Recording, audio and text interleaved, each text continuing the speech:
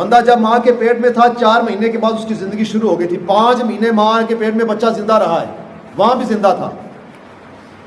तो 5 महीने वहाँ पर क्यों रखा?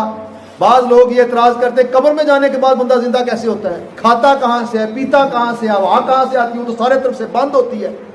तो भाई इसके बड़े जवाब हमारे उलमा किराम ने दिए, इल्ज़ामी भी दिए हैं, तहकीकी भी दिए हैं, इल्मी भी दिए हैं, सारे जवाब दिए हैं। इल्ज़ामी जवाब तो ये है कि ये जो मुर्गी के अंदर मुर्गी का बच्चा होता है अंडे के अंदर, ये कैसे रहता है? वो कुछ सुराख है अंडे के अंदर?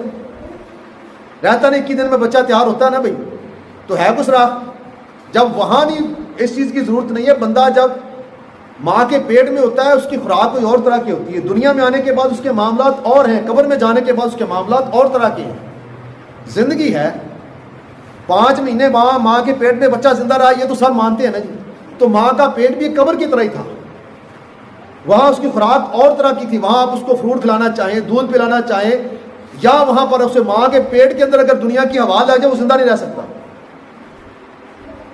माँ कुछ खाए पिए, ठंडा मीठा ज़्यादा खाए पिएगी तो बच्चा परेशान हो जाएगा, क्योंकि वो सब वहाँ उसका ये म्यार ही नहीं है, उसकी वहाँ ये ज़रूरत ही नहीं है।